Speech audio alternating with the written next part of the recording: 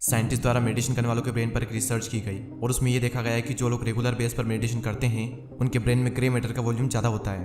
अभी grey matter क्या होता है? देखो, हमारा जो ब्रेन होता है वो मेनली दो टिश्यूज मिलकर बना होता है, जिसमें 60% पार्ट व्हाइट मैटर का होता है और 40% पार्ट ग्रे मैटर का होता है। और इसी 40% पार्ट में हमारे ब्रेन के ज़्यादातर न्यूरॉन्स होते हैं। और ये ग्रे मैटर हमारे ब्रेन का वो पार्ट है जो कि रिस्पॉन्सिबल होता है memory, decision making, self control. और इंसानी दिमाग में ग्रे मैटर जितना ज़्यादा रहेगा हमारा ब्रेन उतना ही ज़्यादा जवान रहेगा, आपकी मेमोरी तेज होगी और हम बेटर डिसीजन ले पाएंगे। देखो, हमारे ब्रेन में न्यूरॉन्स के कनेक्शन से बहुत सारे नेटवर्क्स बनते हैं और इन्हीं में से एक नेटवर्क है DMN, डिफॉल्ट मोड नेटवर्क। और ये जो नेटवर्क होता है ये हमें प्रेजेंट के बारे में सोचने नहीं देता है और पास्ट और फ्यूचर के बारे में सोचने पर मजबूर करता है। यानी कि ये जितना कम एक्टिव रहेगा हमारा फोकस एक टाइम पर उतना ही ज्यादा रहेगा, हमारी कॉन्सेंट्रेशन इंप्रूव होगी। और रिसर्च में ये भी देखा गया है कि जो लोग रेगुलर बेस पर मेडिटेशन करते हैं उनके DMN में बहुत ही कम एक्टिविटी होती है। और रिसर्च में ये भी देखा गया है कि जो लोग मेडिटेशन करते हैं उनके हिप्पोकैम्पस की कॉर्टिकल थिकनेस बड़ी होती है। हिप्पोकैम्पस हमारे ब्रेन का वो पार्ट होता है जो कि मेजर प्रोसेस जैसे कि लर्निंग, मेमोरी में बहुत इंपॉर्टेंट रोल अदा करता है। मेडिटेशन के फायदे के बारे में अगर हम बात करने बैठेंगे तो 2 घंटे हो जाएंगे और वो मुझे आपको बताने की जरूरत बिल्कुल भी नहीं है। इस वीडियो का मेन पर्पस ये है कि मैं आपको कुछ ऐसे मेडिटेशन के बारे में बताऊंगा जिससे कि आपका माइंड बहुत ज्यादा शार्प हो जाएगा, आपकी अवेयरनेस, आपकी मेमोरी बहुत ज्यादा बढ़ जाएगी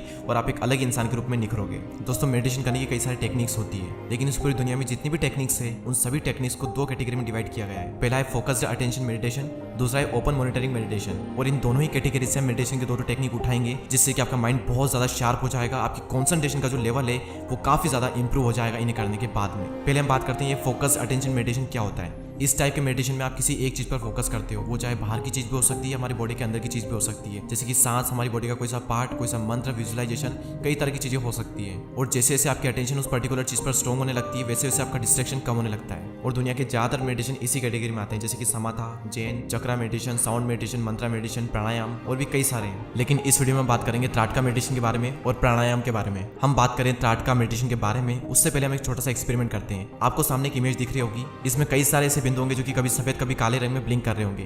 अब आपको क्या करना है, सिर्फ किसी एक बिंदु पर फोकस करना है और पूरे फोकस से सिर्फ उसको देखना है। और जब 3 या 4 सेकंड तक आप उस बिंदु को देखोगे तो आप देखोगे कि सारे जो बिंदु है उन्होंने ब्लिंक करना बंद कर दिया है। मैं आपको एक और एग्जांपल देता हूँ, आप इस इमेज को देखिए। आप जब इस इमेज को देखोगे तो अलग अलग जगह देखने पर आप पाओगे कि सारे जो चक्र हैं वो घूम रहे हैं, लेकिन जब आप किसी एक चक्र पर फोकस करोगे तो आप देखोगे कि सारे जो चक्र हैं उन्होंने घूमना बंद कर दिया है। अब इस एक्सपेरिमेंट से मैं आपको समझाना क्या चाहता था, अगर आपकी दृष्टि स्थिर है तो आपका दिमाग भी स्थिर हो जाएगा। अगर आपको अपना दिमाग स्थिर रखना है तो उसके लिए पहले आपको अपनी दृष्टि स्थिर रखनी होगी। हमारी 5 इंद्रियों में से दृष्टि ही एकमात्र ऐसी इंद्रिय है जो कि सबसे ज्यादा शक्तिशाली है। हमारी इंद्रियों द्वारा जितनी भी जानकारी हमारे दिमाग तक जाती है उसमें से 80% हमारे आंखों से जाती है। और ये तो मैंने आपको बताया कि हमारी आंखों का और दिमाग का क्या संबंध है, लेकिन इसका त्राटका मेडिटेशन से क्या ताल्लुक है। तो अब हम फाइनली बात करते हैं कि त्राटका मेडिटेशन कैसे किया जाता है। इसके लिए आपको एक शांत जगह पर बैठकर अपने पाँव फोल्ड कर लेना है। आपको अपनी पीठ बिल्कुल सीधी रखनी है और अपने एक हाथ इतनी दूरी पर बिल्कुल आंखों के सामने, ना ज्यादा ऊपर ना ज्यादा नीचे, सामने आप कुछ भी रख सकते हो, चाहे ग्लास, पेन या फिर सिंपल सफेद दीवार पर एक डॉट बना सकते हो या फिर मोमबत्ती का यूज भी कर सकते हो।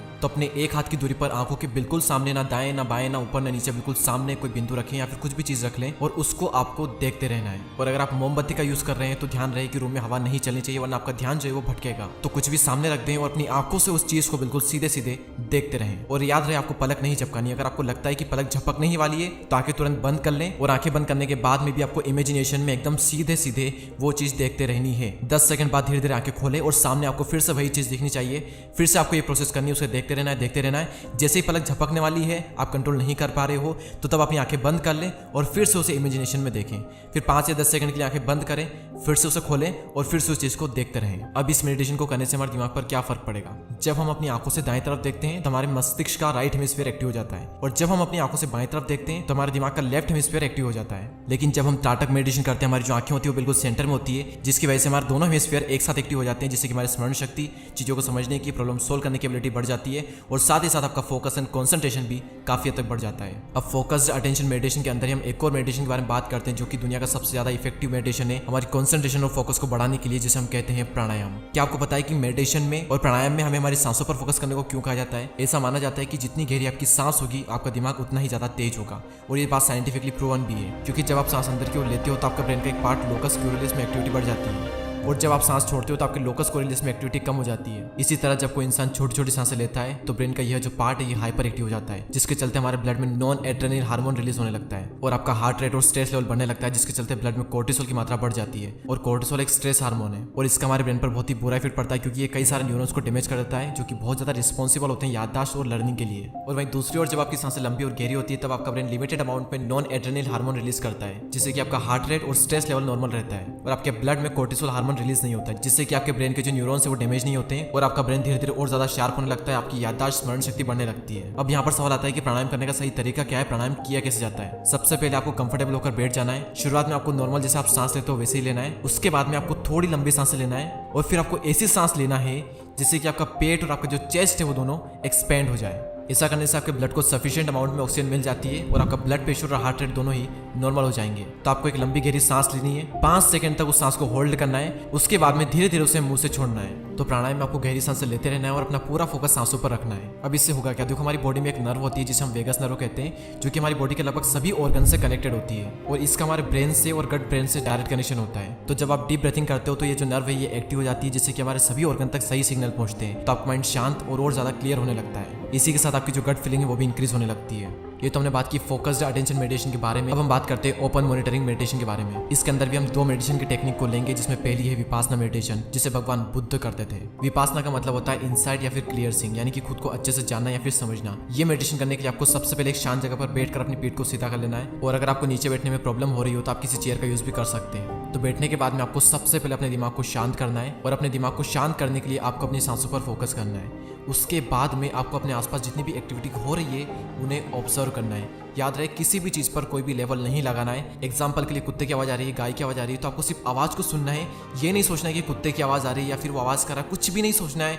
बस उस आवाज़ को आपको फील करना है, बस उसे सुनना है। उसी तरीके से हो सकता है कि मेडिटेशन करते करते आपकी पीठ में पेन होने लगे, तो आपको सिर्फ पेन को फील करना है, उस पेन को एज अ डिस्ट्रैक्शन नहीं देखना है। अगर आपको सांसों की आवाज़ आ रही है, आपकी बॉडी में जो भी एक्टिविटी हो रही है, वो सारी चीज़ों को आपको सुनना है, ऑब्जर्व करना है, उनके बारे में कुछ भी नहीं सोचना है। और जैसे जैसे आप इस मेडिटेशन की प्रैक्टिस करते जाओगे, आप देखोगे कि किसी भी चीज़ को देखने का जो नजरिया है वो आपका बदल चुका है और आप हर चीज़ को एक नई क्यूरियोसिटी के साथ में देखने लग जाओगे। आपकी जो ऑब्जर्वेशन पावर है वो काफ़ी हद तक बढ़ जाएगी इससे करने के बाद में। और इस मेडिटेशन का करने का सबसे बड़ा फायदा यह है कि आप किसी एक चीज़ पर ठहर पाते हो और आपका जो दिमाग है वो खुलने लगता है। आपका दिमाग इधर उधर नहीं भागता, किसी एक चीज़ पर ठहर जाता है और आप अपने आप को अच्छे से जान पाते हो कि आपके अंदर चल क्या रहा है। किसी भी चीज़ को लेकर के आपकी जो थिंकिंग है वो डीप हो जाती है इस मेडिटेशन को करने के बाद में। अब हम बात करते हैं माइंडफुलनेस मेडिटेशन के बारे में। और ये मेडिटेशन भी बिल्कुल विपासना मेडिटेशन के जैसा ही। मैं आपको बस फर्क बता देता हूँ कि इसमें और विपासना मेडिटेशन में फर्क क्या है। माइंडफुलनेस मेडिटेशन आप कभी भी कर सकते हो, कहीं पर भी कर सकते हो, कैसे भी कर सकते हो। इसके लिए आपको मेडिटेशन की मुद्रा में बैठने की जरूरत नहीं है, आपको आंखें बंद करने की जरूरत भी नहीं है। आपको बस फुल्ली अवेयर रहना है। आप कहीं पर भी बैठे हो, कहीं पर भी हो,